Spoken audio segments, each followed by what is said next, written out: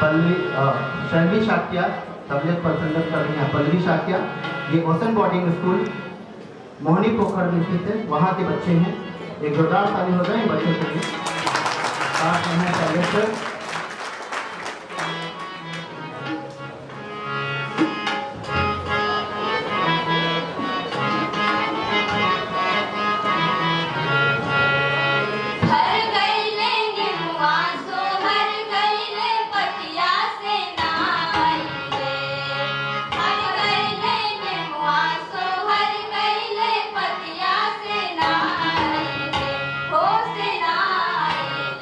मोरा बाई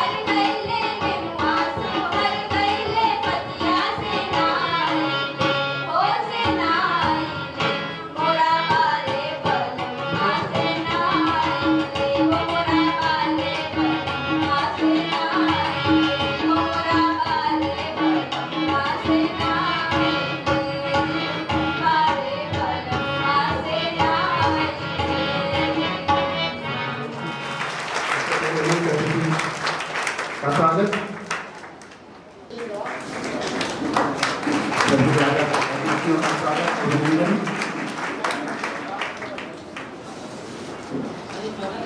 तालियां बजते रहनी चाहिए और स्टॉल मोमेंटों के साथ एक जोरदार ताली हो जाए। एक प्रतीक चिन्ह अगला पड़ाव संस्था के द्वारा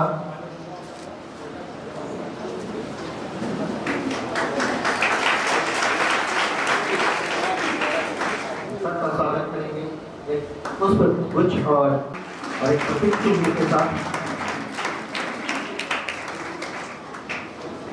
तालियां बजती रहनी चाहिए। सबका स्वागत अभिनंदन है। श्री जागा कुशवाहा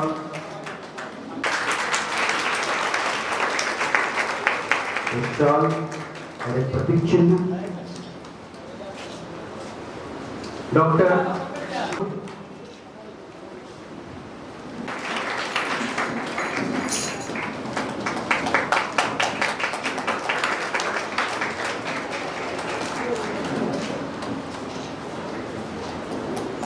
घमंडी राम वरिष्ठ साहित्यकार सर का भी स्वागत के साथ एक जोरदार ताली हो जाए।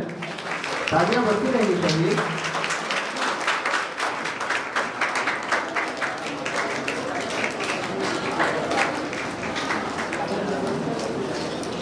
प्रोफेसर दिलीप कुमार सर का भी स्वागत अभिनंदन।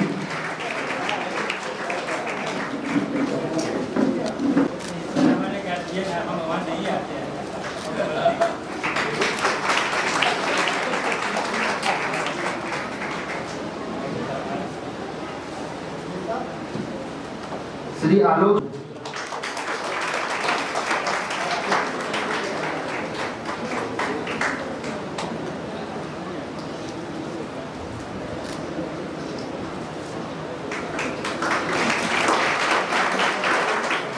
एक जोरदार ताली हो जाए।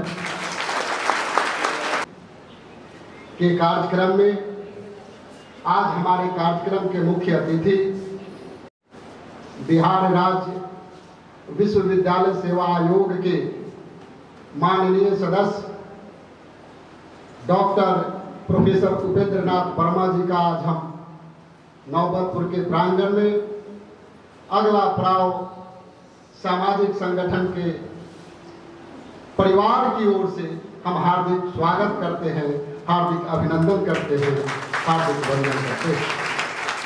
आज प्रसिद्ध लेखक और कवि और हमारे बड़े भाई डॉक्टर उमा शंकर सिंह सुमन जी का भी हम हार्दिक स्वागत, हार्दिक अभिनंदन और वंदन करते हैं।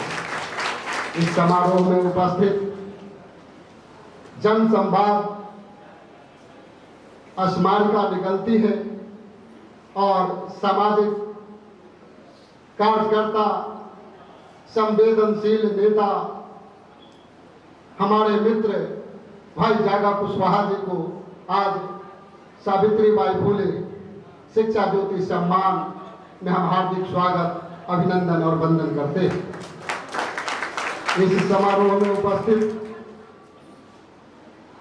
हमारे इस कार्यक्रम की जब हम शुरुआत कर रहे थे तो मालतीधारी कॉलेज में उस समय हमारे प्रिंसिपल थे दिलीप बाबू। मैंने इनसे इच्छा जाहिर की थी कि मैं एजुकेशन के ऊपर काम करना काम करना चाहता हूँ। इन्होंने एक कदम नहीं 5 कदम आगे बढ़ा करके हमारे हौसला को बढ़ाया और आज हमारे बीच उपस्थित हैं जगत नारायण कॉलेज खगौल राजनीति विज्ञान अभिनंदन और वंदन करते। हमारे बीच हमारे छोटे भाई रेफरल अस्पताल के चिकित्सक चाइल्ड स्पेशलिस्ट हमारे बीच डॉक्टर सुबोध कुमार जी भी यहाँ उपस्थित हैं। उनका भी हार्दिक स्वागत, अभिनंदन और वंदन करते। हमारे बीच जब हम साहित्य के क्षेत्र में डेगा डेगी दे रहे थे, कदम थोड़ा थोड़ा बढ़ा रहे थे, उस समय से स्नेह और आशीर्वाद हमारे बीच देने वाले विशिष्ट अतिथि के रूप में उपस्थित हैं घमंडी राम जी का भी हम हार्दिक स्वागत, हार्दिक अभिनंदन और हार्दिक वंदन करते हैं। हमारे बीच उपस्थित अमरपुरा हाई स्कूल के प्राचार्य यहाँ मैथ के शिक्षक हैं जो हमारे बीच उपस्थित हैं, इनका भी हम हार्दिक स्वागत, अभिनंदन और वंदन करते हैं। इतने बड़े समारोह करने का आप हमें सहयोग प्रदान, विद्यालय परिवार को हम स्वागत, अभिनंदन और वंदन करते हैं। इस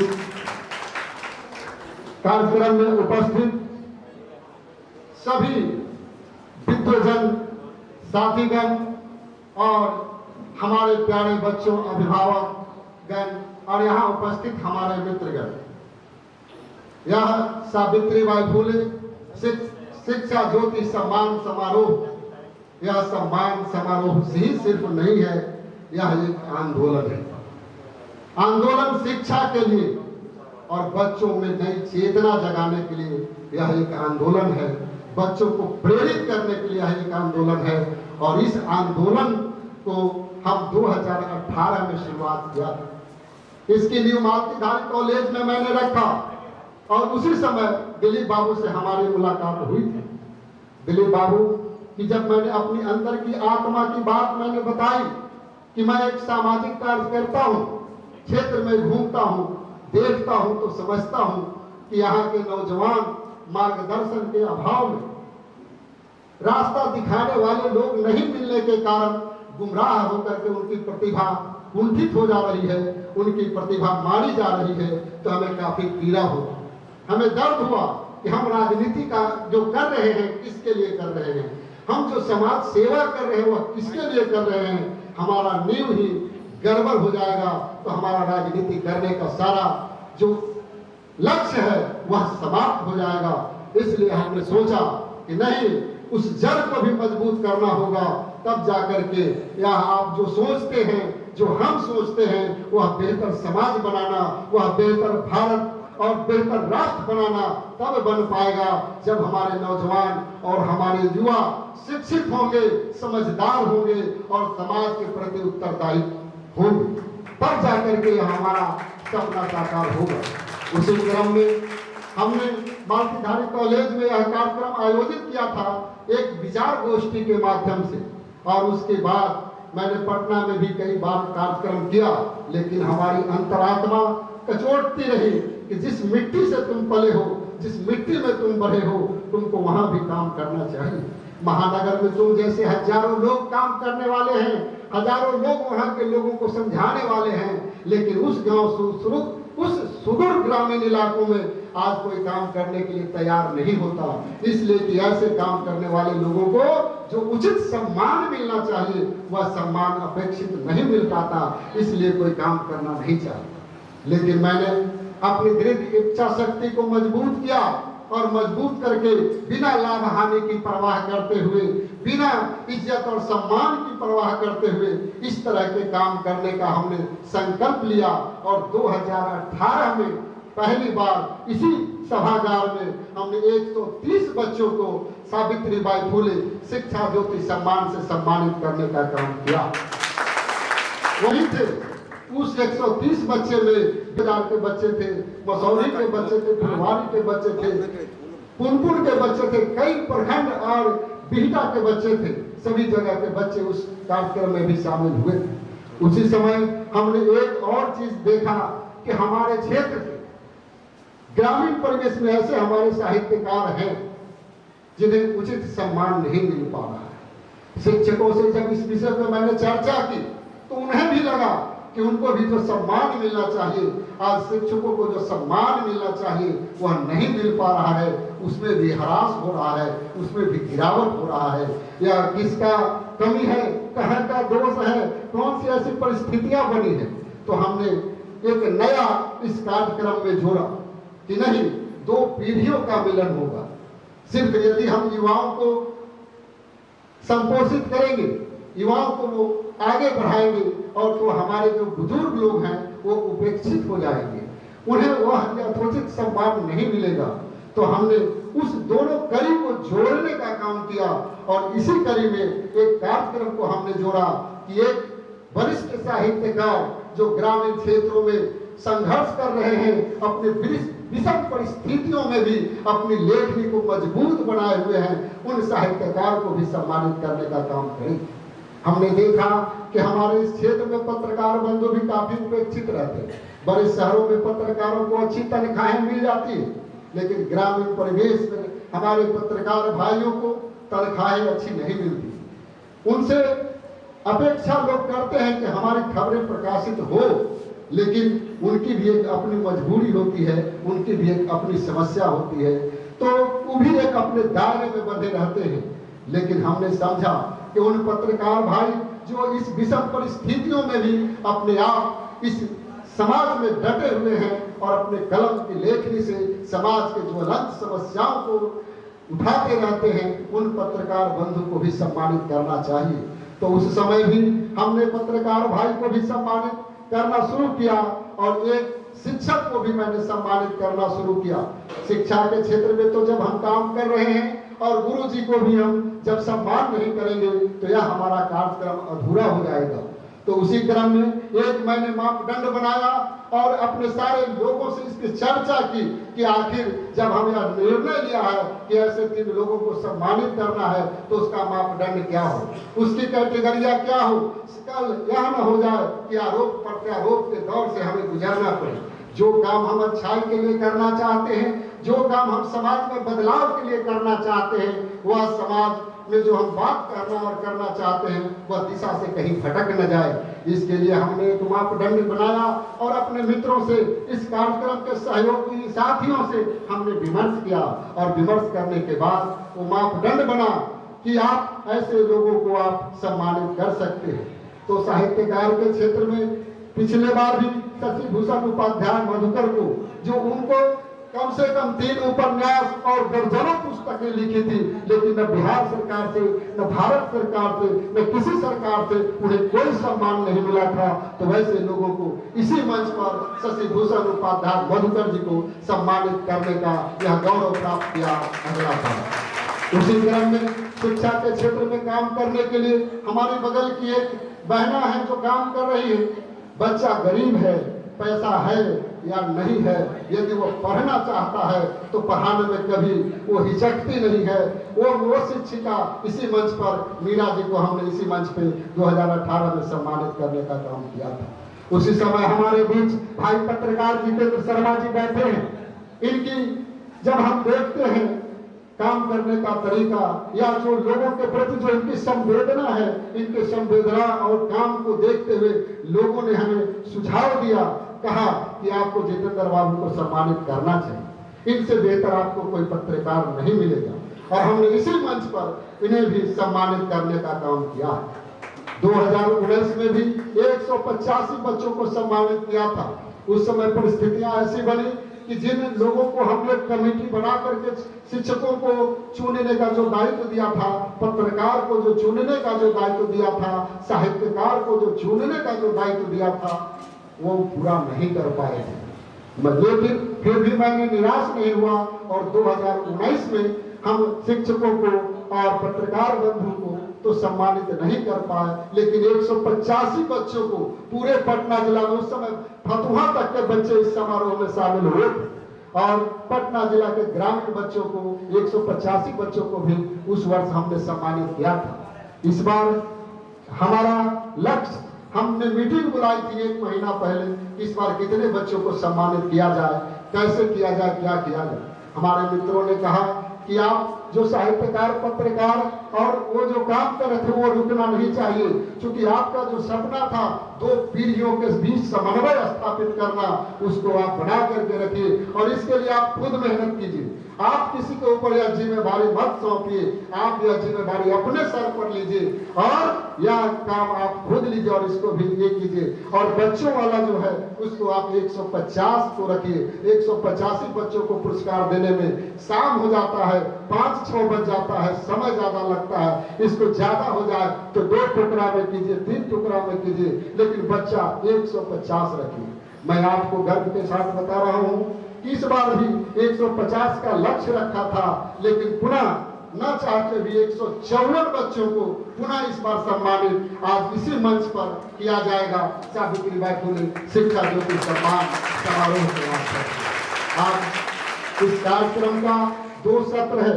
प्रथम सत्र में हमारे मुख्य अतिथियों का सम्मान और उद्बोधन हमारे पत्रकार बंधु को, हमारे साहित्यकार को और हमारे शिक्षकों को सम्मानित किया जाएगा। दूसरे सत्र में हम अपने बच्चों को जो सम्मानित करेंगे, अपनी बेटियों को जो सम्मानित करेंगे, वह सत्र हमारा दूसरा होगा।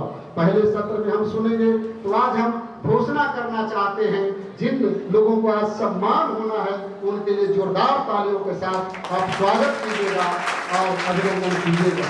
तो शिक्षा के क्षेत्र में बेहतर माहौल बनाने के लिए नौबतपुर की स्थिति आप सब लोग जानते हैं। कोचिंग संस्कृति की स्थापना करना और अपने भविष्य को दांव पर लगा करके यहाँ के बच्चों के बीच में भविष्य गढ़ने का काम श्री राम कबीर सिंह ने किया है। तो उन्हें यह मंच आज कबीर सर को यह शिक्षा सेवा सम्मान से सम्मानित करती है। आप खड़ा हो जाए सर, जरा सा बहुत सारे लोग आपको देखना चाहते। दूसरा, हमारे बीच पत्रकार साथी हैं जो हमेशा लिखते पढ़ते ही नहीं, संवेदनाओं के साथ लिखना अलग बात है, लेकिन संवेदनाओं के साथ जिसकी अभिव्यक्ति निकलती है, भावना के साथ जिसकी अभिव्यक्ति निकलती है, भावना के साथ जिनका समाचार लोगों के बीच पहुंचता है, ऐसे पत्रकार शिवनाथ प्रसाद केसरी जी हमारे बीच उपस्थित है, जो दुल्हिन बाजार के हैं, राष्ट्रीय सहारा के पत्रकार हैं। आज इन्हें भी इसी सत्र में सम्मानित किया जाएगा। इन्हें भी आप करें। हमारे बीच हम सिर्फ कवि कहते उनको छोटा नहीं करना चाहते। वो कवि भी है, कथाकार भी है, पत्रकार भी है और एक अच्छे प्राध्यापक भी हैं।